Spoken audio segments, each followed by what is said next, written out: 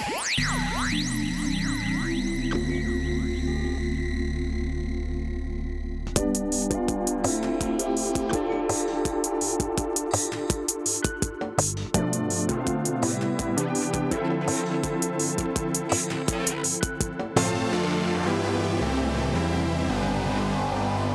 to the Compact Podcast. Today we'll discuss the fall of Bashar al-Assad in Syria, the acquittal of Daniel Penny, and the apprehension of a suspect in the slaying of UnitedHealthcare CEO Brian Thompson. I'm joined by Sohrab Ahmari, Ashley Frawley, and Geoff Shullenberger, and I'm Matthew Schmitz. So, Sohrab, Assad is said to be in Russia. The rebels are in Damascus, and some in the West are celebrating. Washington Post columnist Josh Rogan said this is a moment to applaud the liberation of what is certainly a very beleaguered and suffering people. What's your take on the events in Syria? First, I'll give the geopolitical take, which I think is pretty common out there, but it has to do with what a huge defeat this is, what a setback this is for the so-called axis of resistance led by the Islamic Republic of Iran. Over the past 2 decades or more, it had built up this kind of network of proxy states and proxy militant organizations stretching across Mesopotamia and the Levant, including Hezbollah in Lebanon, Hamas and Palestinian Islamic Jihad in Gaza, and of course, most importantly, the Houthis in Yemen, and then most importantly, in terms of a state, it was the Syrian state, which had become a kind of total dependency client of Tehran. And over the past year or so, a little more than a year, since October 7th, you've seen Hamas get decimated in Gaza. It had its key leader, Yahya Sinwar, the architect of the October 7th terror attack on southern Israel, was killed. Its other kind of political leader, Hania, was killed in Tehran. Then you had Hezbollah, before even the sort of attack on Hezbollah that killed Sheikh Nasrallah, its leader. You had the pager attack, whereby some 3,000 Hamas operatives lost literally their testicles. And now comes this, obviously, I think it's fair to say, Prime Minister Benjamin Netanyahu is explicitly taking credit for it, and I don't think he's wrong, that the weakening of all these kind of Iranian proxies allowed for this latest kind of domino to fall. And some people are asking the question whether the Iranian regime itself is the next and final domino to fall. We'll see. That's a much more complicated question. But, I think it's just a lesson in not overplaying one's hand, because that axis of resistance that I just described had fared fairly well out of the post 9/11 wars, right? In place of a hostile Sunni regime in the form of Saddam Hussein's government, it has now a kind of Shiite regime that was semi-aligned with the Iranians. Obviously, in repelling attempted kind of Sunni takeover of Syria, built up a great deal of prestige. Hezbollah had this aura of invincibility that everyone took seriously. And all of that is gone now. And, I remember I wrote a column for the American Conservative on October 7th or immediately the day after. And I quoted this Persian proverb that goes something like, "This I hope you die isn't like those other I hope you dies," meaning that this is serious, right? Like normally I might say, "I hope you die," but this one is a serious event. And, okay, like there is debate about whether the Iranian regime knew about October 7th. There's some claims that it was surprised by those events, that Hamas did it on its own initiative. The mistake, I think, even granting that, the mistake was that on October 8th, before Israel had actually even responded to October 7th in Gaza, Hezbollah began firing rockets from the north. And I think that was the sort of event that set all this in motion. And it's just a lesson in not overplaying the hand that you're dealt, because the region had reached a kind of settlement, a kind of strategic balance. Iran had its sphere, and then the Sunni states and Israel had kind of bandwagon together. They were kind of balancing each other. But then Iran, I think, wanted too much, and now it's paying the price for wanting too much. Whether it's a happy event or not, I mean, I think the mindless kind of celebrations from the certain set of this kind of Washington foreign policy class is just so ludicrous. I mean, the rebels are literally a branch of Al Qaeda. Their leader was like on the FBI's most wanted terror list. So you're saying, like, good thing Hamas is being defeated in Gaza, and at the same time you're celebrating, worse than Hamas, arguably, like in terms of the kind of ideological spectrum of Islamism. Hamas is a Muslim Brotherhood movement. Al Qaeda is like to the right. I don't know if the right and left is the right way to describe it, but like is just a lot more extreme than Hamas. So it's odd to celebrate that. I think the right approach was been telegraphed by President-elect Trump and Vice President-elect JD Vance, where they say pretty bluntly, like, well, they both hate us. It's not our fight, period. I think that's just a more realistic. It's like, I can't get excited about an Al Qaeda takeover anywhere. That's the thing that I found most shocking, like the incredible lack of historical memory. And as soon as you see in the mainstream media someone's, cryptically being referred to as rebels, you're like, wait a minute. They somebody's doing some evading. Nobody wants to tell the truth about who this really is. And you have to think, oh gosh, like all of like how long ago were Al Qaeda the worst people on earth? And now it's like, oh well, there's grounds for cautious optimism here. And the other thing is the why would you celebrate the revolving door of authoritarianism? I mean, that's the thing that's most shocking. When this was initially happening, and there was toppling of statues and that sort of thing, people were not out in the streets celebrating. In fact, in some places they were sort of retreating. And now now there have been celebrations and that sort of thing. But the population is so worn down, so beleaguered that they're willing to accept any change. Is that really something to be happy about? That well, if you've acquiesced to a world that goes from one crisis to another, sure, any change is good, I guess. I'm going to go against my prior views, and what I'd say are still my views, and offer a provocation about this incident, which is inspired by my having recently rewatched Sergei Bondarchuk's monumental film of War and Peace. So I have War and Peace on the mind, and particularly Tolstoy's retrospective vindication of General Kutuzov, the blind, bumbling, seemingly sort of senile and out of it figure who ends up, becoming a hero after initially seeming to, allow Napoleon to run roughshod over Russia and occupy Moscow and burn Moscow. But then, the idea, and this is tied to Tolstoy's sort of vision of history, and the Tolstoy's view that great men of the Napoleon sort are really just being carried along by these waves that they imagine they control, and that they believe that they're the agents and actors of history, but in fact are just kind of floating atop these currents that they don't actually have any control over. And so Kutuzov's wisdom is that he understands this, and so he kind of just lets the tide wash over Russia, and then eventually ebb and end in the catastrophic retreat of Napoleon's army.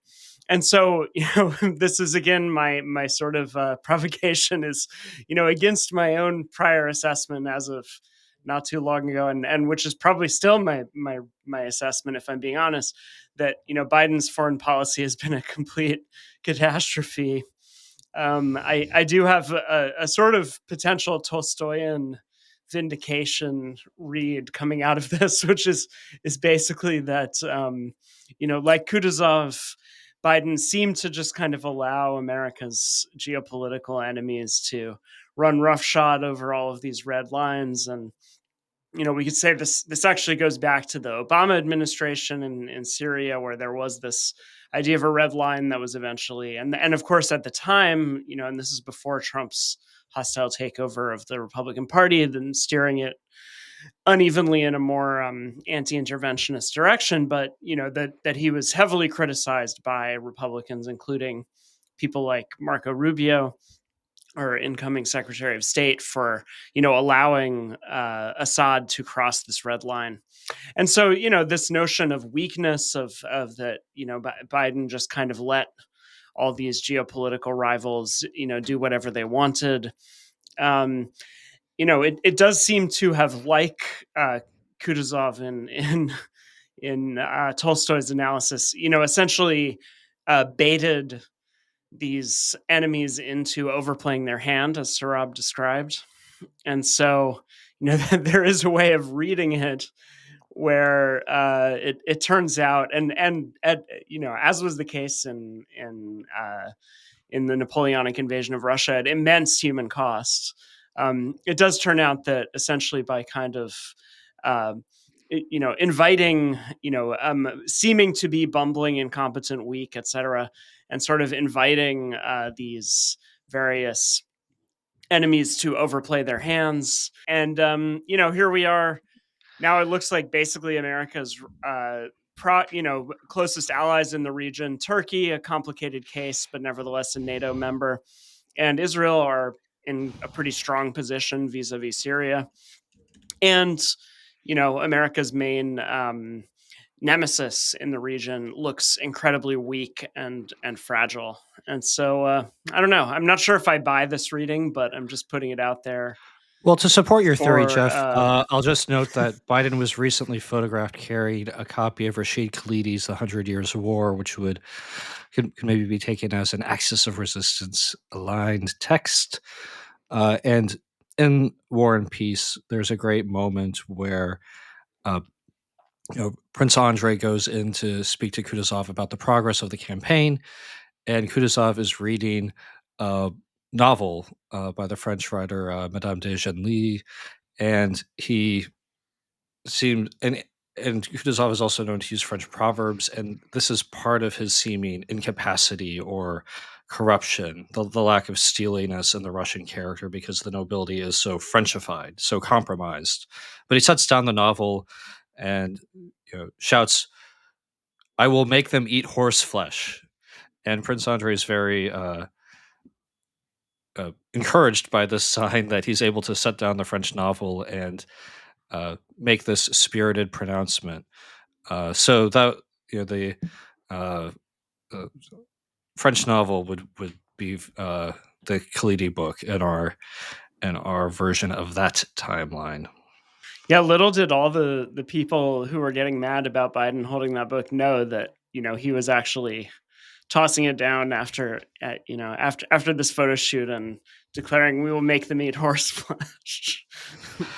It's always fun to imagine that something is actually going on. Up at the top,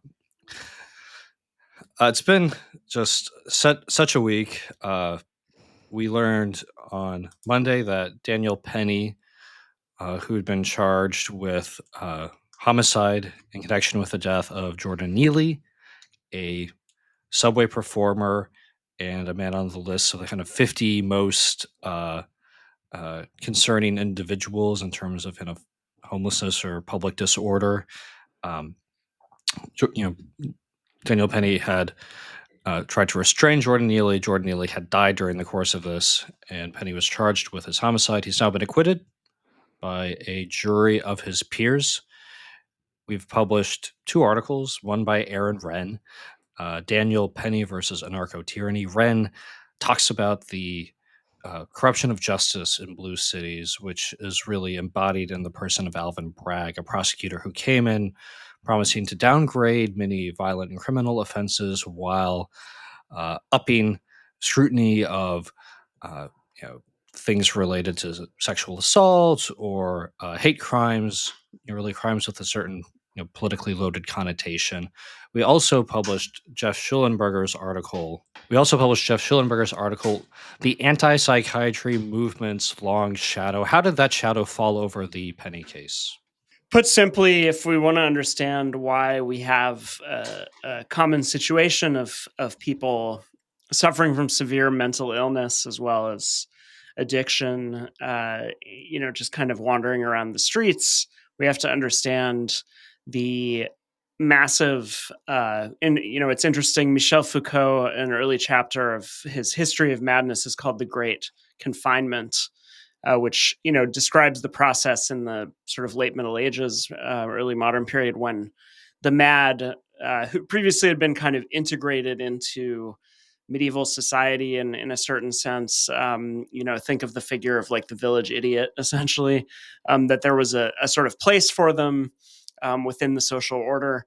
And then, subsequently they were gradually kind of medicalized and essentially rounded up and confined en masse to asylums, which remained the case to varying degrees for hundreds of years. There were various points at which the model of confinement was changed, but nonetheless, the basic model remained. And then in the late 20th century, we had something like the opposite of the Great Confinement. I don't know, the Great deinstitutionalization, I guess is the not correct, the nicest term.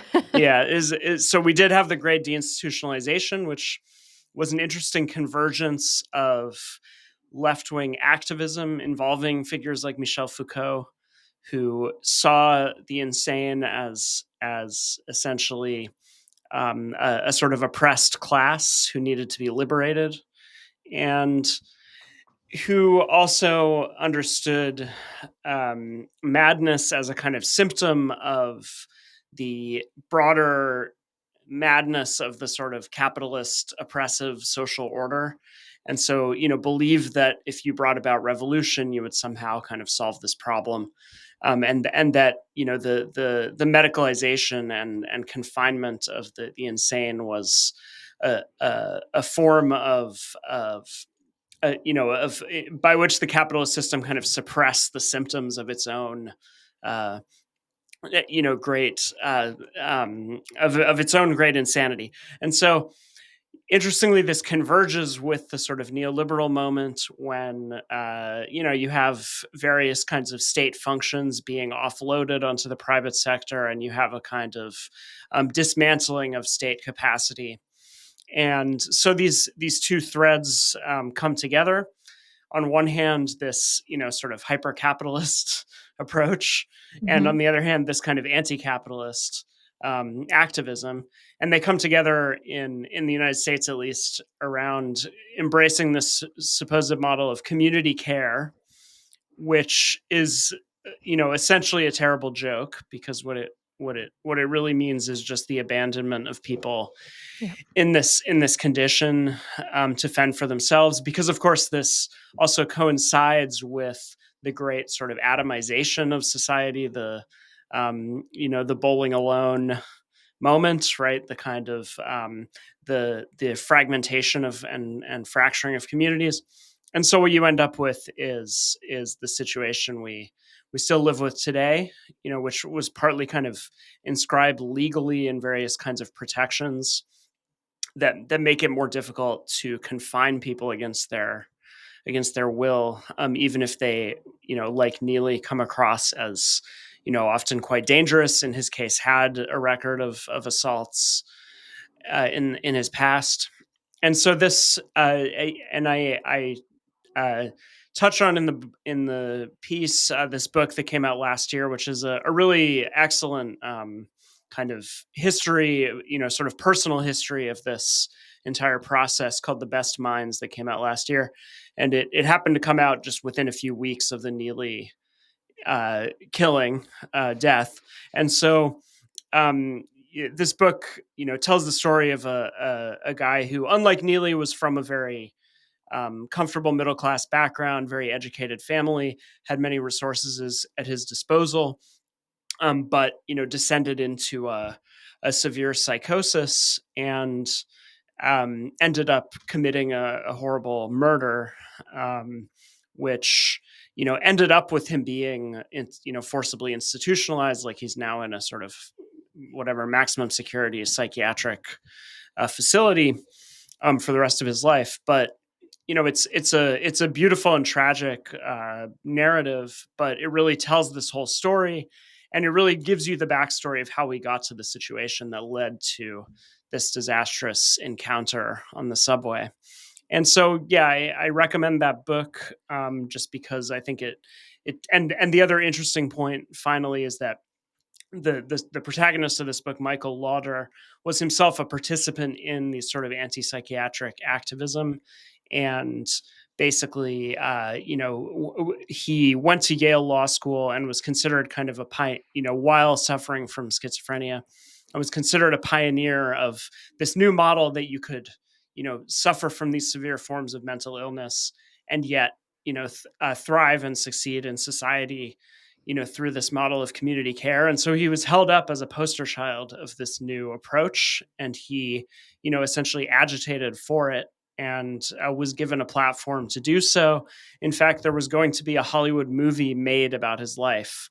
Before he committed this murder, there were serious Hollywood players involved in like putting together a movie that would tell the inspirational story of how he, managed to thrive despite this condition, which would be a kind of proof of concept of this kind of deinstitutionalization model. And so it's a all too emblematic sort of tragic story about all of this, and I think it's worth reading for anybody who wants to understand the deeper background of how we ended up in this quite catastrophic situation that was symptomatized by this this encounter between Jordan Neely and Daniel Penny on the subway.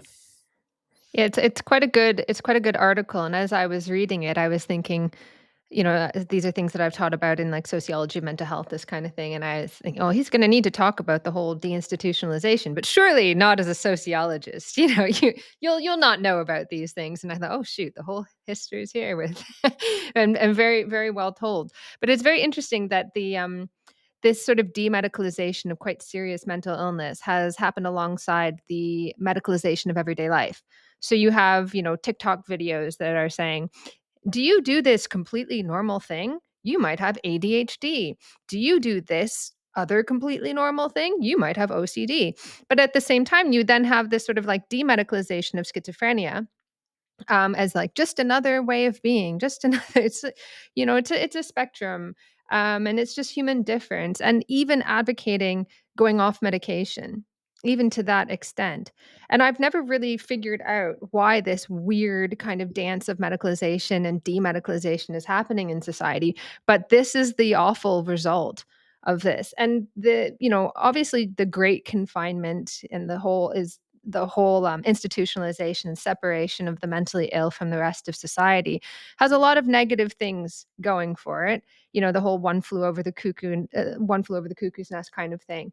But the on the other hand, the Victorian asylums are offered this model of responsibility and care, and provision for people that really doesn't exist. Like if you look at like the Victorian asylums that were built in England, these were like quite ornate buildings, like it reflected a kind of aspiration to provide for people that couldn't be integrated into society.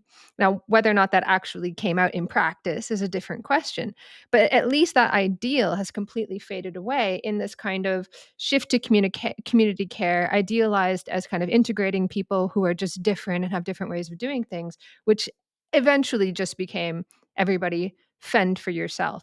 And it's just the latest in a long line of how this kind of leftish wash is given to neoliberal policies, of deinstitutionalization and the shifting of responsibility from governments to communities.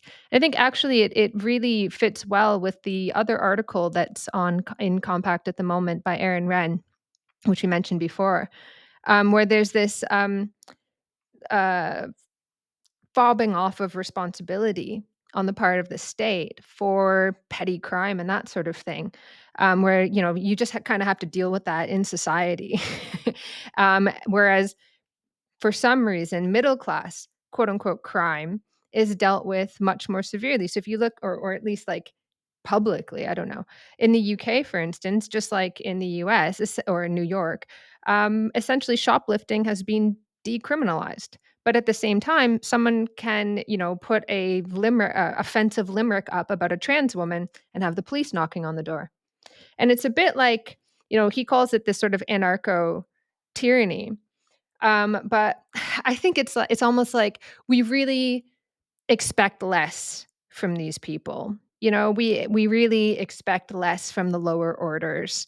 And, they're going to commit crime and it's not really going to affect me because I don't live in a high crime area. So forget about it. But I expect more from you middle class people. You're supposed to be nice. You're supposed to be accommodating. You're supposed to be upstanding citizens. So, and then for like mentally ill people, well, I don't live in an area that's a hot spot for mentally ill people. So I can romanticize crime. I can romanticize mental illness because it doesn't really affect me.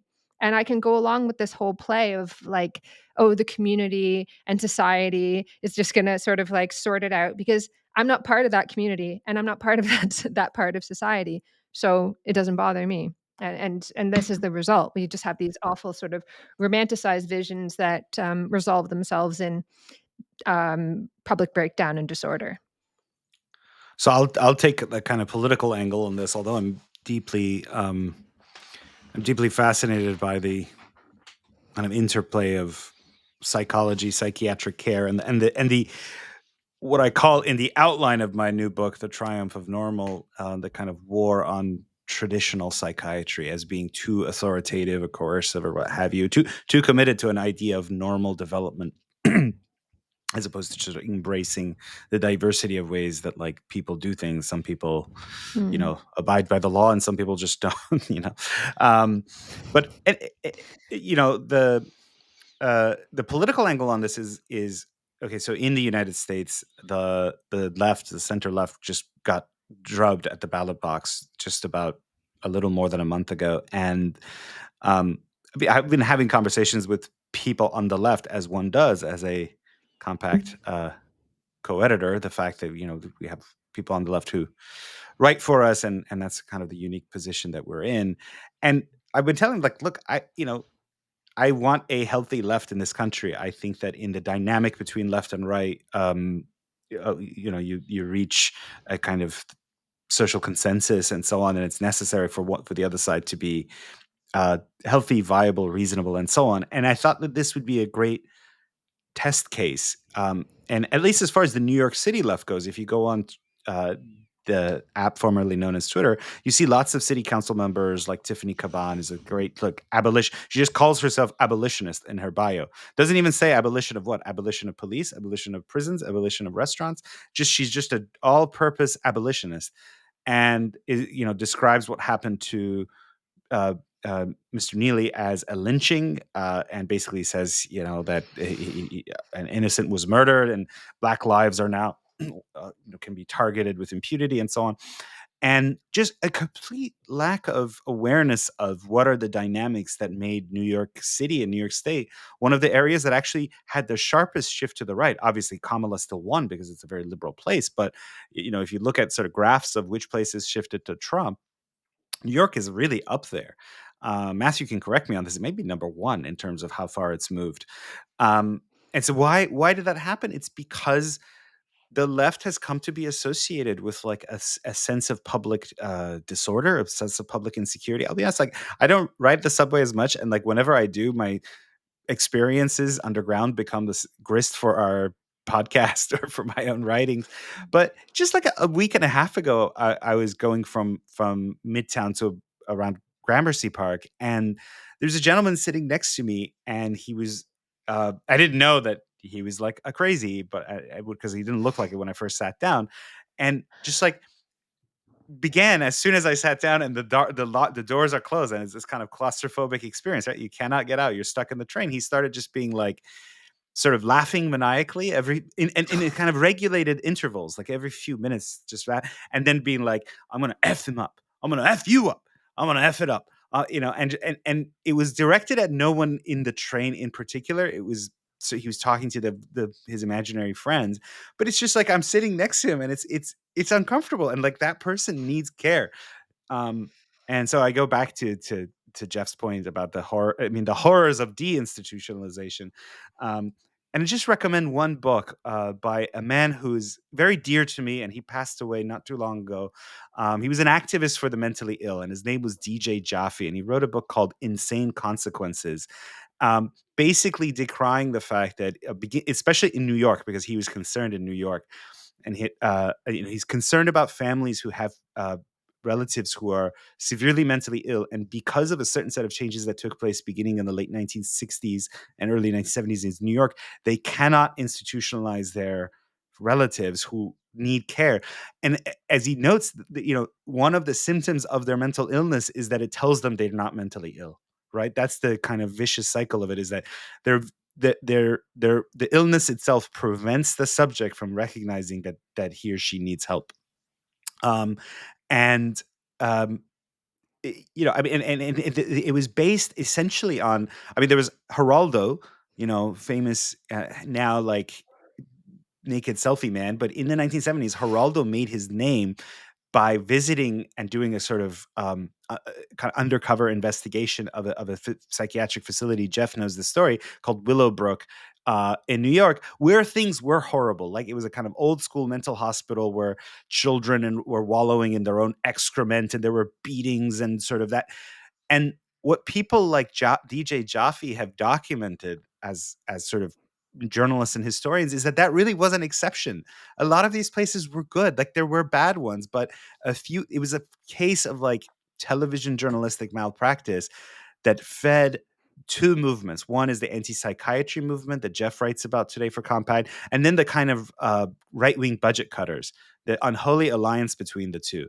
The left-wing kind of anti-normativity, anti-psychiatry activists, although anti-psychiatry itself had a kind of libertarian bent as well, started saying it's about autonomy, let them live as they want, let them live in the community, inclusion. And of course, the budget cutters were like, yeah, definitely, we don't want to fund public hospitals. And the result is what you get now. But rest in peace, DJ Jaffe. He used to write for me at the New York Post. A great man, kind of one of those just like underappreciated writers about a really practical issue that, like, is now, he was warning about what was happening as a result of deinstitutionalization and New York's ultra difficult barriers for trying to get someone involuntarily committed. Now vindicated in the Neely Penny case. It is worth thinking about the Penny verdict in terms of the rightward shift in New York and other blue jurisdictions that have enjoyed the blessings of progressive governance in recent years.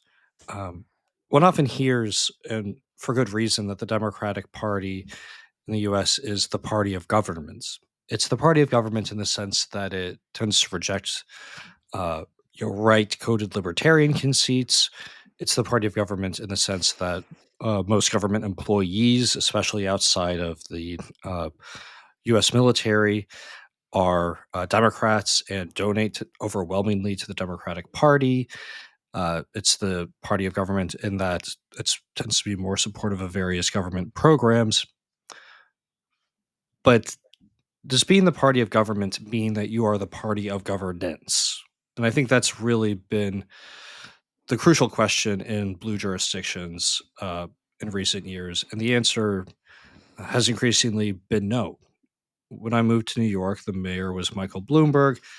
I think Bloomberg was, at that point, he was a Republican or an independent. I mean, look, it's maybe interesting that he was outside the formal Democratic Party, but he's effectively a Democrat in his positions and his membership on the national political scene at this point. And Bloomberg did believe in government, but he also very much believed in governance, in delivering certain outcomes and upholding public safety, in having a lean and efficient operation that was oriented toward the needs of citizens. There were a lot of downsides and silly things. I still remember him having lunch at Shake Shack in Madison Square Park with Lloyd Blankfein, the CEO of Goldman Sachs, because someone had published a nasty op-ed in the New York Times about Goldman. So there were these kind of risible elements to the Bloomberg reign. But he did believe in governance, and the people who have succeeded him in New York increasingly don't. I mean, they're the party of government insofar as they think, you know, their party is about serving government often. So you have uh, you know, pensions protected for government workers, or maybe contracts for. I mean, actually, they do kind of, they love to hand out contracts to sort of aligned NGOs or aligned businesses, but it seems to be more a self-serving project for people in government and their allies outside it than it really is about delivering positive outcomes to people broadly. Uh, and that's why I think the uh, GOP or anyone else who wants to challenge entrenched ways in the Democratic Party should say, fine, you can be the party of government, but we will be the party of governance. I think that is what's desperately needed in a lot of these jurisdictions. And you can see the outcome in the Penny trial as another expression of dissatisfaction with the way that American cities are being run. Almost as soon as the Penny verdict was issued, that news was overwhelmed by the identification of a suspect in the killing of UnitedHealthcare CEO Brian Thompson. He was apprehended in a McDonald's in Altoona, Pennsylvania. I don't think it was the same McDonald's where Trump pretended to work a couple months ago. I think it was a different Pennsylvania McDonald's in a different city. Geoff, what you got on this? Well, it's one of these ones where, it turns out he has quite a long posting history. And so, most of what I've been consuming is just people digging up different elements of it. Of course, then you start getting kind of faked by people who have, found or who, claim to have found posts that are actually doctored. But, there are some interesting parts of this, including his Goodreads review of Ted Kaczynski's treatise, which he gave a pretty positive review to. So he also, I think was widely assumed to have been some sort of DSA leftist, or perhaps sort of Antifa anarchist type person, and that is, and you do see some right wing posters now being like, I don't know, digging up like speeches where AOC criticizes the health insurance industry and being like, aha, stochastic terrorism from the left. This all seems relatively silly, especially now that a major figure in MAGA is Robert F. Kennedy Jr., who regularly accuses big pharma and the health insurance industry of committing mass murder through vaccines and things like this.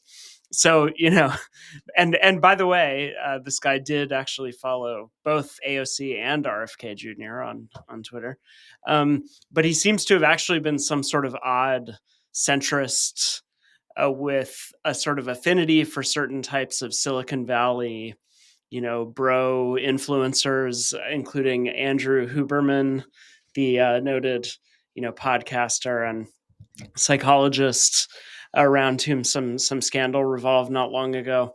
He's like, if you look at his Twitter, he was like, he was retweeting stuff by like Jonathan Haidt. Sort of not exactly. I mean, other than the Kaczynski, a lot of this stuff was not exactly what you expect to be the reading materials of a budding terrorist and assassin. So he seems to have been kind of somebody who followed, like, I don't know, Elon Musk and like would retweet quotes from like Yuval Harari and people like this. So kind of the like Silicon Valley, and he was a tech guy, right? He had a computer science degree, I believe, was from an elite background. And so it's all a little hard to figure out. There is also the element of psychedelics that he did post about psychedelics. Some have wondered whether this could have played a role in a psychotic break, which is something that happens. And he did post, he posted things from Michael Pollan, again, very in line with this kind of Silicon Valley, sort of intellectual canon that he was seemingly most drawn to.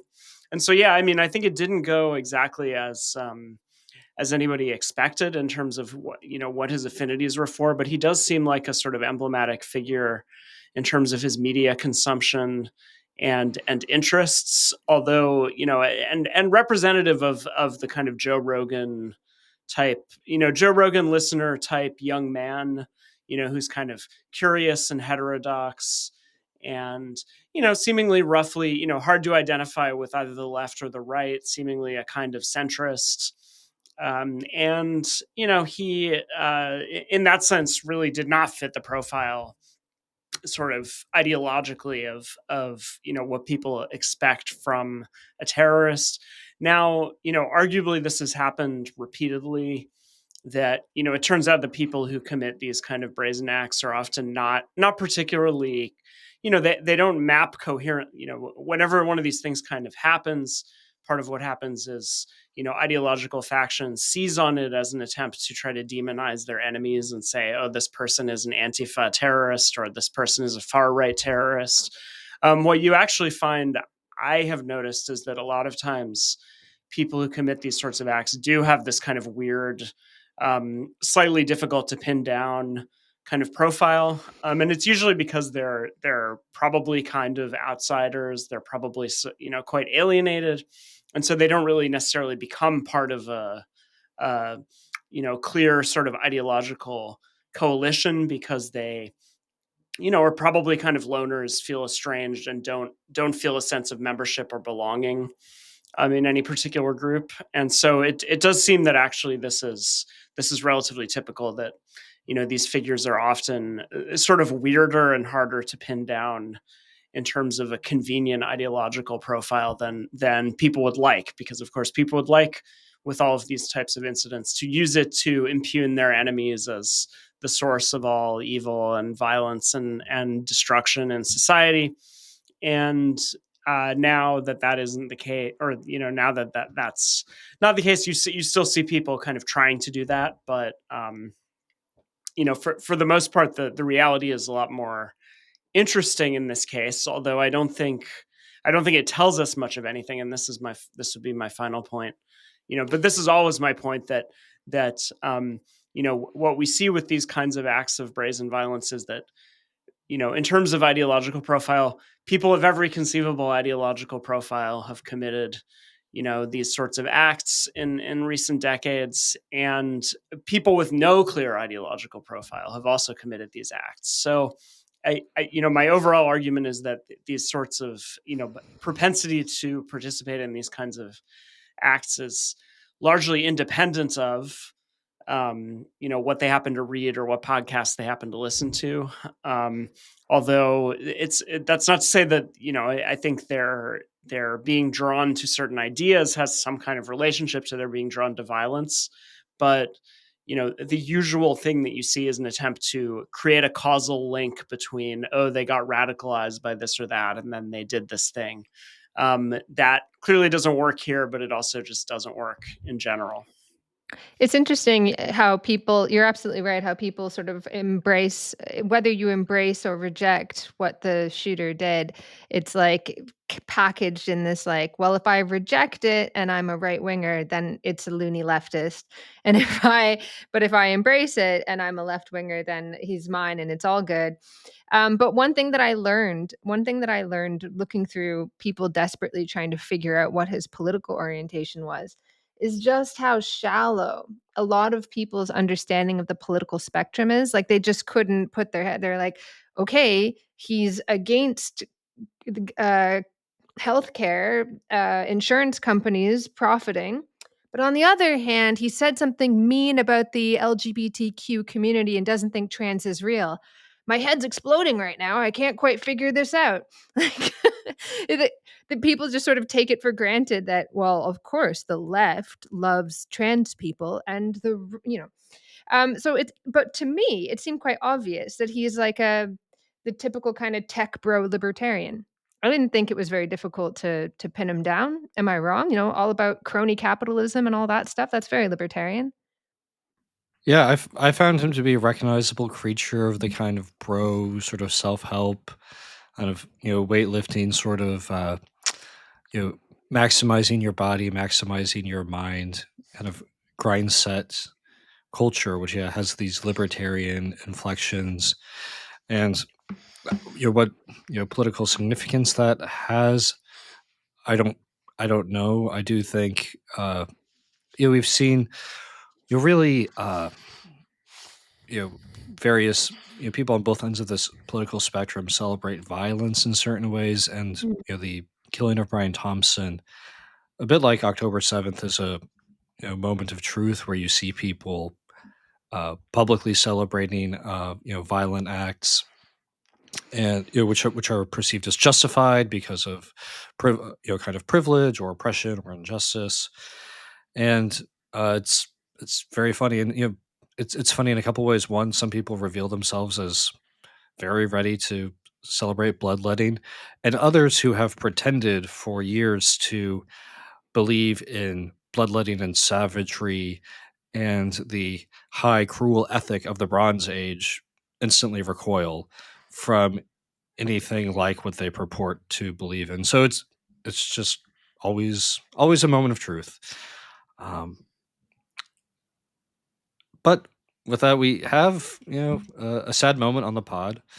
Kind of goodbye for Sohrab. He is departing, not departing this world, but leaving Compact. We'll see him around in non-ghostly form. But Sohrab, what do you have to say? What are your parting shots? You can really have the last word here and say whatever you want on the way out. Well, I just want to note for the record, for posterity, the alacrity with which Matthew has been basically Stalin photoshopping me out of Compact's various systems. Like he's already locked me out. Like I can't access my email. Like I'm kidding. Nothing but good thing. Matthew's my friend, dare I say, one of my best friends, and it's just been wonderful to do this. I think Compact has really carved a real lane in politics, and it's recognized as such. So, yeah, love you guys, and it's wonderful that, first of all, it's it's an institution, and that's so that if one of the co-founders leaves, the thing itself endures. That's basically kind of something that Matthew and I aspired to from the beginning, and an institution that can bring in inspiring new voices like Ashley Frawley, who's someone we've admired again from the beginning, and now is a senior editor of Compact. So I wouldn't say any more than that. I was really hoping to slip in an anti-Italian American joke in relation to the assassin, but I won't do that. Other than just thank you guys, and wow, definitely Sohrab, see each other. That is disturbing, but it is. It's really troubling. One day, Steve, and also thank you to Stephen, our tireless producer and editorial fellow, and he does so much else. And luckily, Italian American. Speaking of Italian American, yes, and the good thing is that he signed an NDA, so all the bloopers of all the politically incorrect things that we've said over the years will never see the light of day. Thank you, Stephen. Remember that. And thanks, Sohrab, Ashley, and Geoff. Until next time, compactmag.com/subscribe.